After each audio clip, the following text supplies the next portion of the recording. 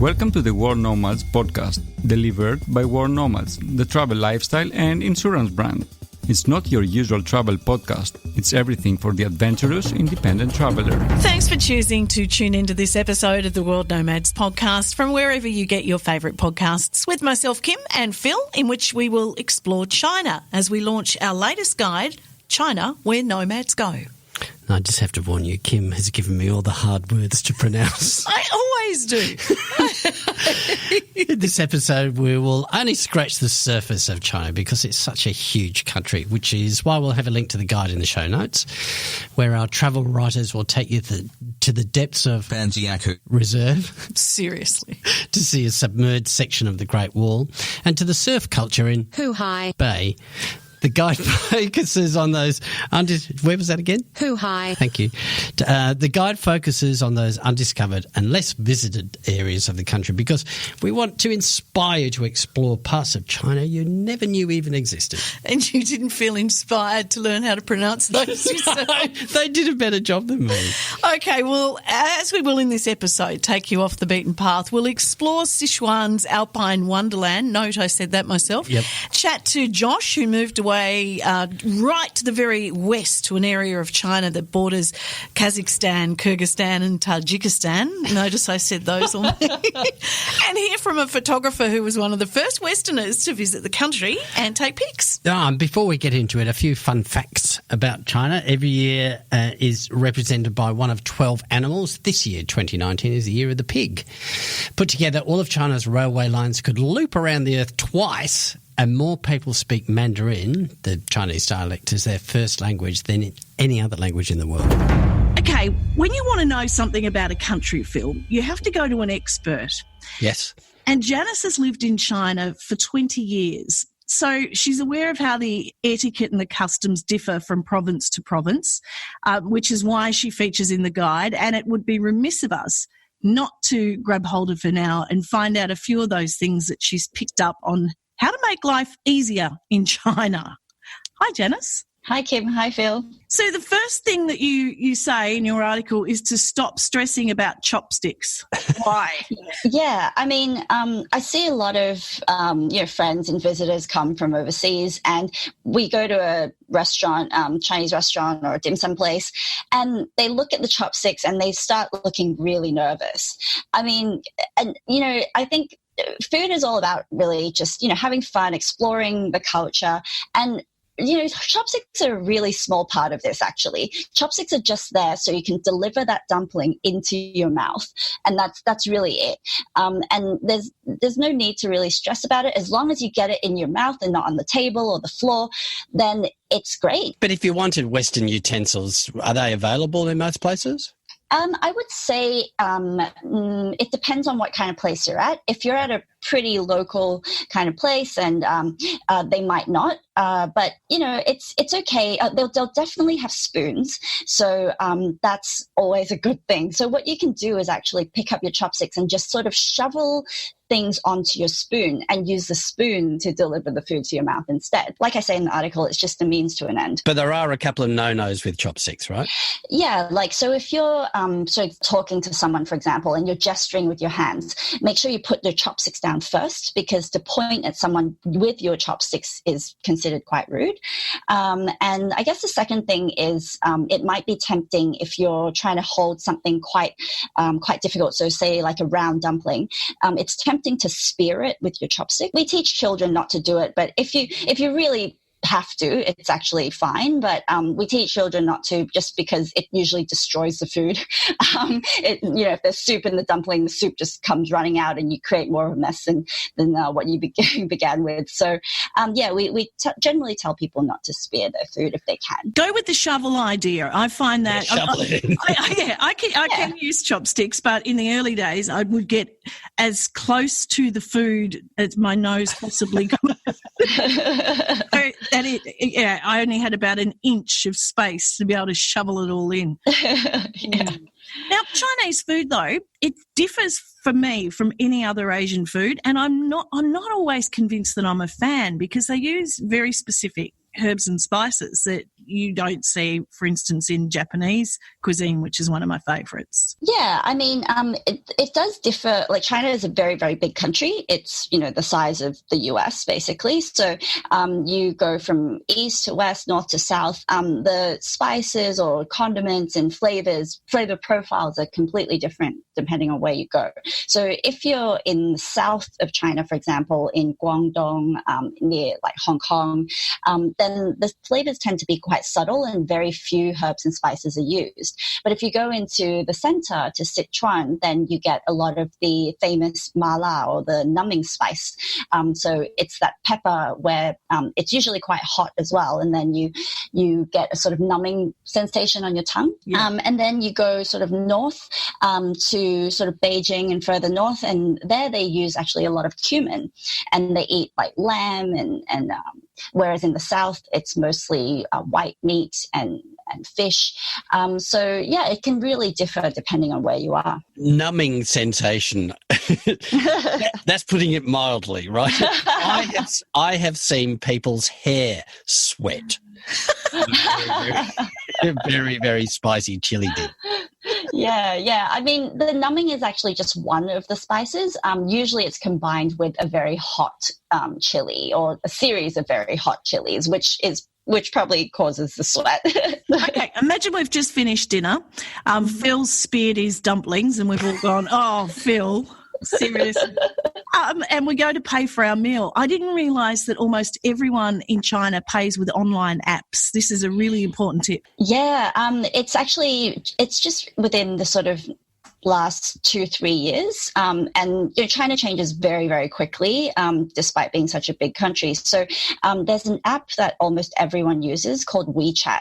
It's actually sort of a combination of social media and kind of all your lifestyle necessities. Like you can order takeaway on it, you can get a taxi, and you can pay on it.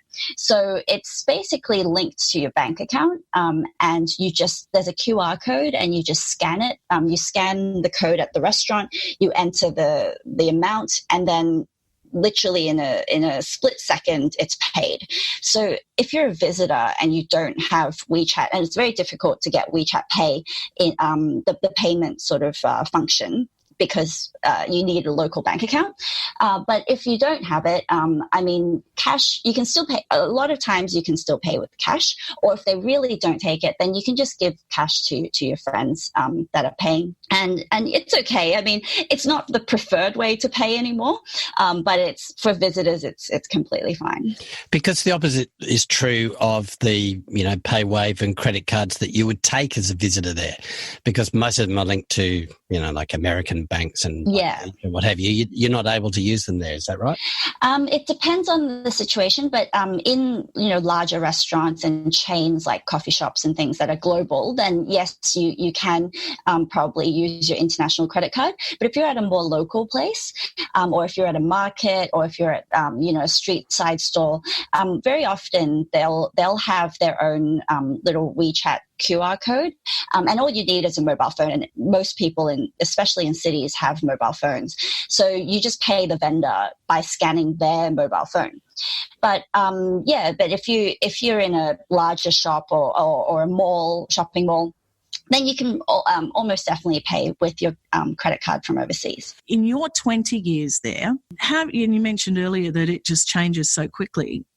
How quickly? What in 20 years? What have you noticed? Well, WeChat is one of the biggest changes, actually. I'd say in the past few years, it just seems. I mean, these days, wherever you are in the world, people are holding their cell phones and they're always staring down at them.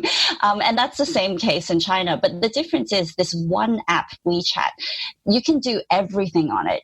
From the moment you wake up to the moment you go to bed, including all of your activities in between. That's one of the biggest changes in the past few years, I'd say. So social media, but is it regulated?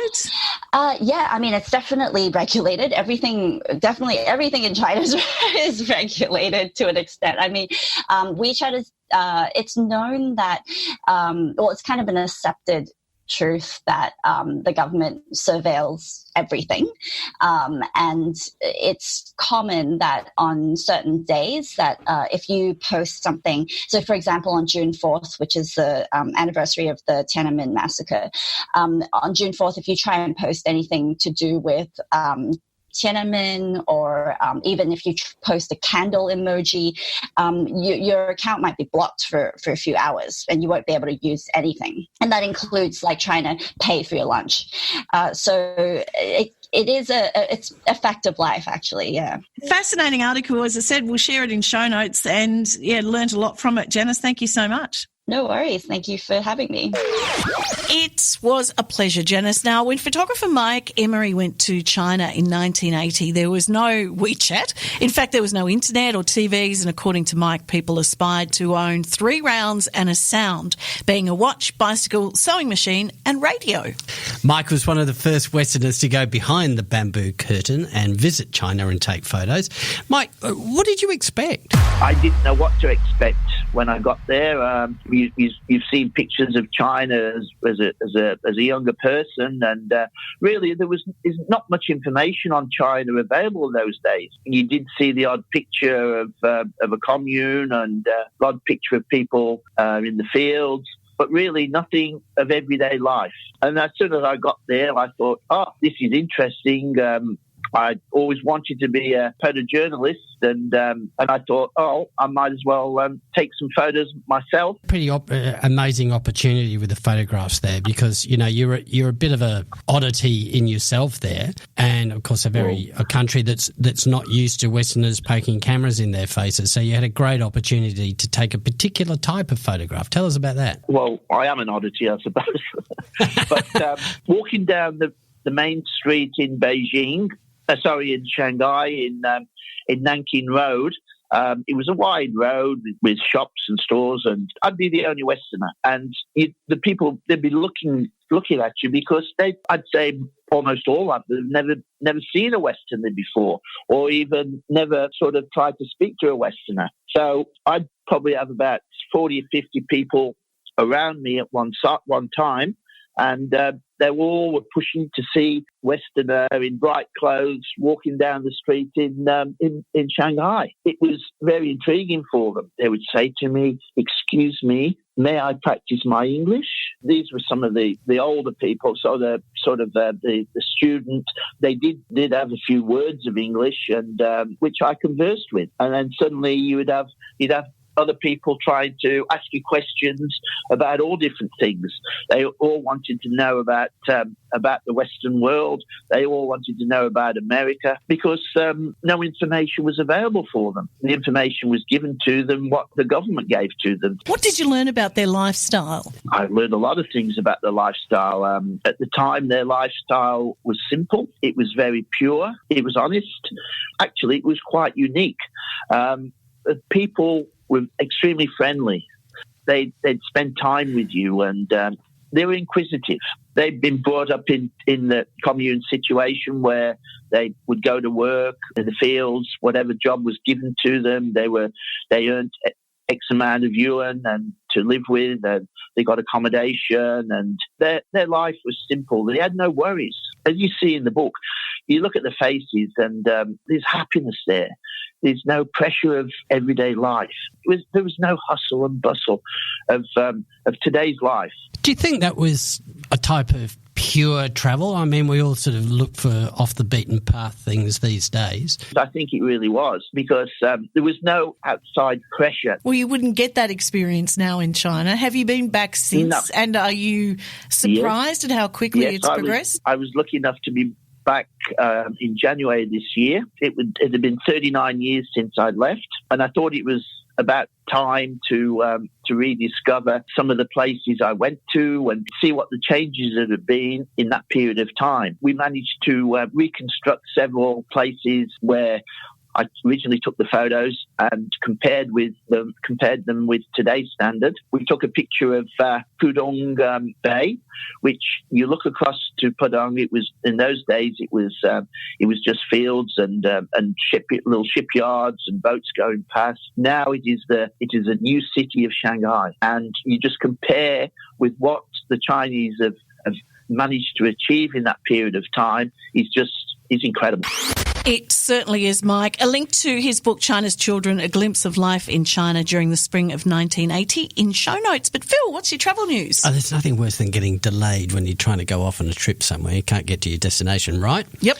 So the passengers on a recent EasyJet flight must have cheered. Actually, they did cheer when an off-duty pilot going on holiday with his family agreed to take control of their flight when the scheduled pilot didn't turn up. They'd been sitting on the tarmac for 2 hours, but he said he had his licence with him and he got permission to fly the plane, and also apologised for not being in his proper uniform. But there you go.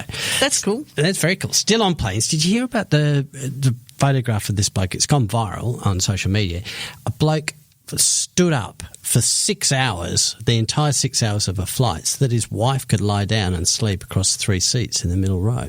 Now, some people are calling him terribly romantic, and some people are calling the wife selfish for not sharing it with him. She might have been sick, I don't know. Yeah, if she was sick, then that's a great thing to do. Otherwise, he could have sat in the aisle seat and she just put her feet up on his lap. All right, which city do you think had the most visitors last year? Venice? No. It used to be Paris and London. Yeah. It used to be over in Europe, but for the 4th year in a row, it's Bangkok. Oh, right. I was going to say Tokyo. No, Bangkok. Right. Bangkok with 22.8 million visitors. Wow. Paris and London, about 19 million. And in 4th place, Dubai, 15.9. Singapore, Kuala Lumpur were in 5th and 6th. New York, Istanbul, Tokyo, and Antalya in Turkey made up the top 10. That wraps it up. Yep. Well, it was in 2005 that Josh Summers got married, and a year later he decided to move overseas and start a life in China. But they didn't head to the populated cities. Josh and his wife went way out west, the beautiful region of Xinjiang that borders Kazakhstan, Kyrgyzstan, Tajikistan and the other Central Asian countries. So why? Well, honestly, so the funny thing is my wife and I both studied Spanish in college.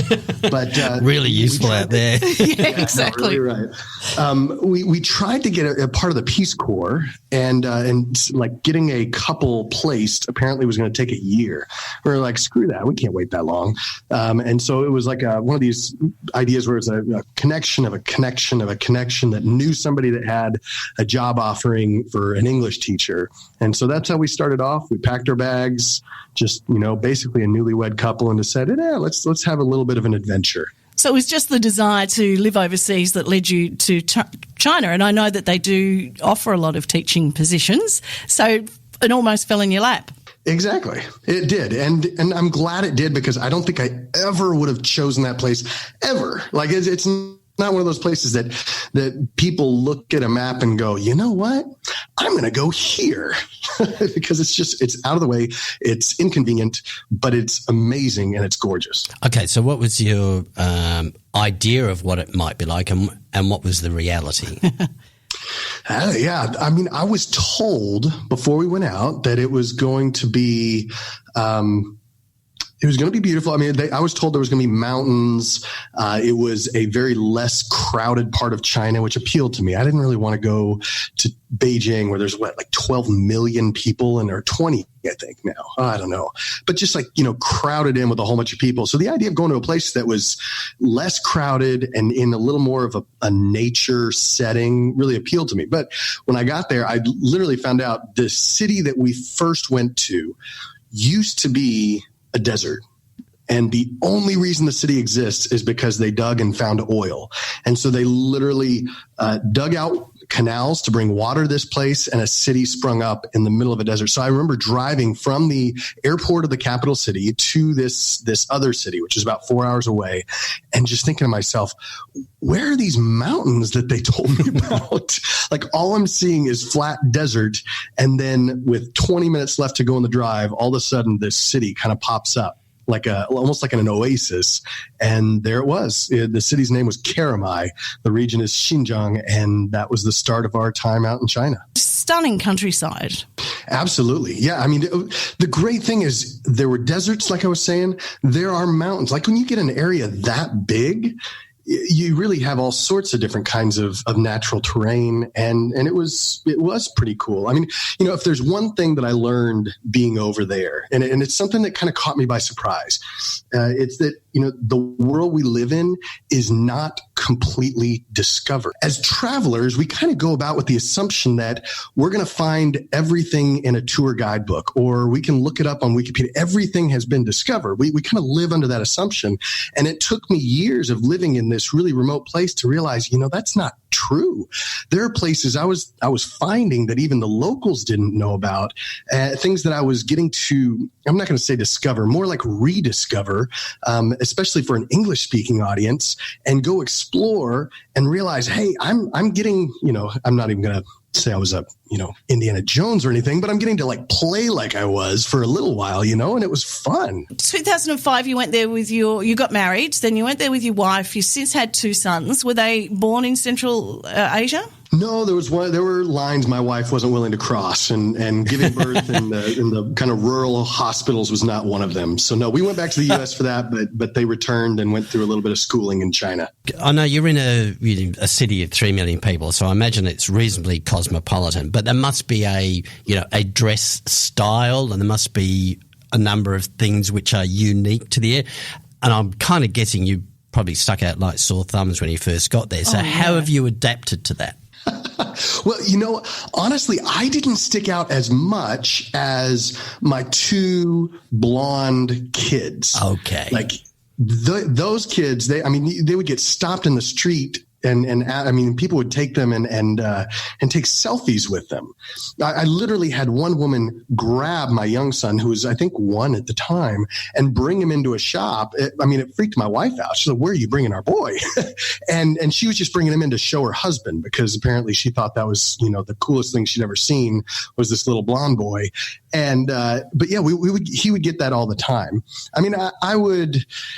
Yeah, as a white, relatively tall, I'm 6'3", 1.88 meters. And so, I would get some stares, but most of the time people could care less, because I kind of looked Russian. People would think that I was Russian, and they'd kind of just, brush me off. But my boys, they got brutal treatment. Loved to death. Yes. Oh, yeah. Are you still teaching, or are you making a living out of your website, Travel China Cheaper? I am making a living out of the website. And, that's something else that I've learned along the way, because most of the travel blogs you see, and the ones that I follow myself, they're very general travel blogs. I travel anywhere I want to go, and I've got blog posts and articles written about places all over the world.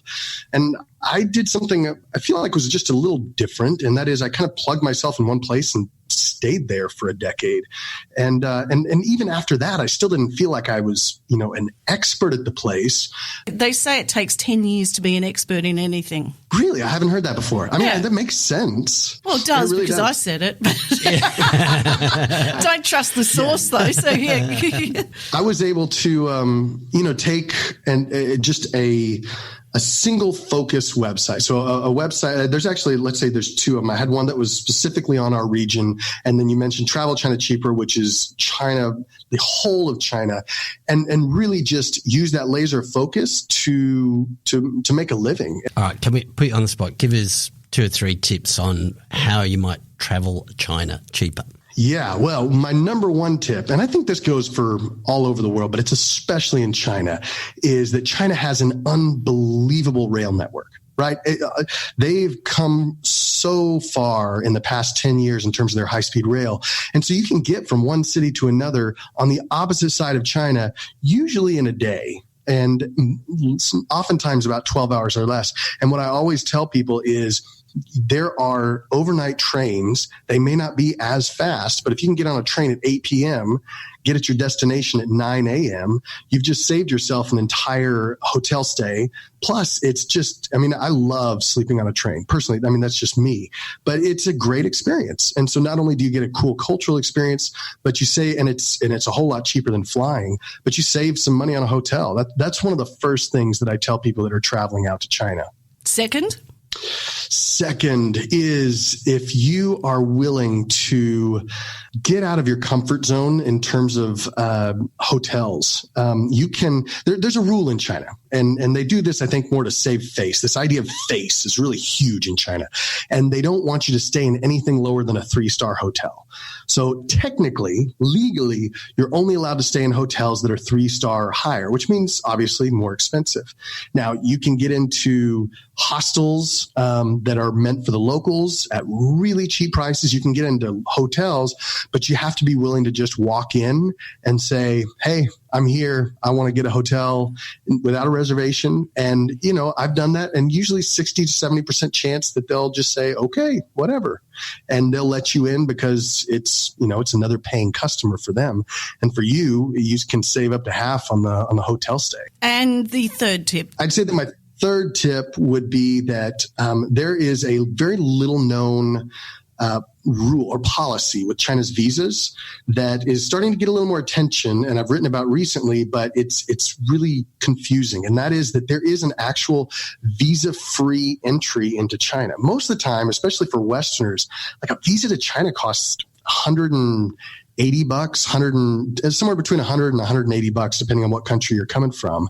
On top of, that's the consular fees, on top of any other fees with services that you have to do or shipping. And so it's pricey, especially if you've got a family that's going. So if you actually transit through China. So let's say you can go and plan a trip to Japan or Korea, and you stop in China, and let's say you stop in Beijing, you can stay there for up to 144 hours, which I think is 6 days. I mean, you can go to the Great Wall, you can go to the Forbidden City, all of those places without a visa, and then travel on to Japan. And it saves you, gosh, depending on how big your family is. With my family, it would save us like, you know, $700 to $800. And finally, can you spell Kyrgyzstan without looking, Josh? Kyrgyzstan, I believe. Oh, you got your Z and your Y around the wrong way, but yeah, not bad. Not bad. You were looking, Kim. I was looking, yeah. Well, thank you for that insight into that particular area of China. And my pleasure. Yeah, of course. It was great. I really appreciate you guys allowing me to join you. Thank you, Josh. A link to Travelling Cheaper in China in show notes. Now, don't forget to join our Facebook group, by the way. Just search for the World Nomads Podcast. You can look behind the scenes, get news on upcoming episodes, and join the conversation about the show, your travels, and people you'd like us to interview. We love suggestions. And please, yes, do contact us. Ronan O'Connell has written an article for The Guide on a beautiful and very remote national park. It's called Zhouzhaigo National Park, and it's in Sichuan province, which is the southwest of China. It's a particularly remote section of China where this is located, just on the edge of the Tibetan Plateau, the eastern edge of the Tibetan Plateau. So a lot of people, when they hear the word or the name Tibet used, they think that this refers to just one particular area, almost like a country, but in fact that's what most people think of as the Tibetan Autonomous Region, which is actually essentially a closed-off area of China where you need a specific visa to go in. You can't travel freely, but in fact, bordering that whole area are provinces of China which are not controlled in the same way, but are Tibetan in culture, and they all, you know, at one time bled into each other. And so this is one of those areas which is very strongly Tibetan in character and was first discovered, as I understand, by Tibetan tribes people more than 2,000 years ago. And it's only really in the last 30 years that it's actually become in any way known to the outside world or to most of the people in China, because previous to that, it was really just a completely cut off area of China where there was Tibetan tribes people living. So how did you find yourself there? I mean, how difficult is it to get to, and how were you received? I've been there 2 times. So the first time I was there was in 2012, and it actually was pretty quiet when I got there. So I took a bus from a city called Chengdu, which is one of the biggest cities in southwestern China. It's a massive city of more than 10 million people. And from there, I caught a bus. Took me nearly 10 hours, roughly north of there, up towards the Tibetan Plateau and to this Zhoujiago National Park. So those roads are very rough, particularly once you start getting up into the mountains. They're quite steep, and it's very slow progress, particularly in a bus. So the trip itself is only about 450 to 500 kilometres, but because it's such slow progress, it takes nearly 10 hours by bus. But you can actually fly there direct from Chengdu, so that's the other option, is that's only about 45 minutes. And that lands at an airport that's on the edge of the Tibetan Plateau at about altitude of around 2,000 metres. And from there, you can get a 90-minute bus to Zhoujiago National Park. So I think probably it's interesting to, even the way that I did it was I took the bus up there and then I flew back. And that way you get to see all the scenery on the way up there, but you also get the convenience of not having to do the return trip by bus, which is a little bit arduous. Yes. And downhill, which can be... Yeah. With no brakes. Yeah. No, they've got brakes. They got brakes. Yeah. Well, no wonder you say it's truly remote, and you also say it's fiercely protected. Why is that? Well, it was basically just a very remote, untouched area which was inhabited by Tibetan tribes people up until the 1970s. And then in 1975, loggers came into the area and started basically just devastating it, because this is an old growth forest area. So obviously that's very appealing to loggers who are looking for that kind of prime timber. And they did 7 years of really serious damage to what is now Zhoujiago National Park. And then in 1982, the Chinese government finally stepped in and decided to declare it one of China's first protected national parks. And so they put in place pretty strict environmental conservation limits. No one was allowed to build any accommodation there. People couldn't start coming in and trying to build restaurants or anything like that inside the park. Very similar to what we have in Australia with the way the national parks are protected. And they also built a limited number of roads so that tour buses could go through the valley. And I think the most impressive thing that they did was that they built more than 50 kilometres of wooden walkways, which wind all the way through the park from the very bottom of the valley all the way to the top. And basically the way they've built it is that these walkways skirt the edge of all of the most scenic parts of the valley, so that at any given time you're basically in the best possible location to enjoy the view around you. I think it's that they've done a very good job of protecting it. Yeah, it is beautiful. What sort of wildlife exists within the park? There's more than 200 species of bird, but there are two particularly significant animals that are there, because both of them are very much endangered creatures. And the first is the giant panda, which is obviously the kind of, in animal form, the national icon of China. And this part of Sichuan province is one of the very few places in all of China that still has wild pandas left. And that's one reason that they've really tried very hard to make sure that there hasn't been any development happening in the park, apart from just a little bit of tourist infrastructure, is because they want to keep this giant panda population alive. The fact that they do still live there gives you a sense of how lush and pristine this area is, because these giant pandas, as I understand it, are pretty picky in terms of what they need from the environment around them. In closing, Ronan, would you say that, despite its remoteness, that this is worth putting on your list of places to visit in China?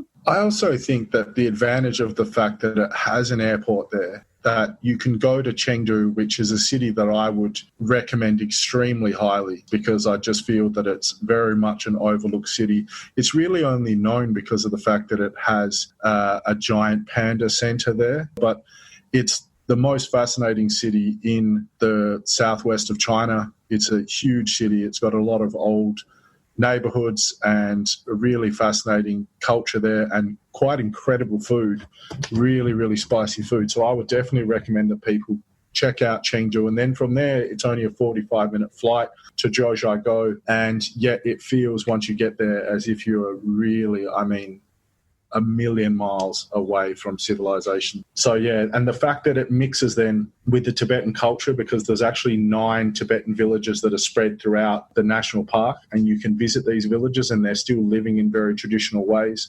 That adds just a whole different element to it. The fact that it's not just somewhere that's naturally incredible, but that it's also got very rare culture that's still surviving there in a authentic fashion. It does indeed sound very beautiful, Ronan. Now, to get in touch with us, you can email podcast@worldnomads.com. In the meantime, where are we exploring next, Phil? Well, somewhere that we found it hard to find people who've actually been there. So if you'd like to get off the beaten path, this is the place for you. It's Suriname. See you then. Bye.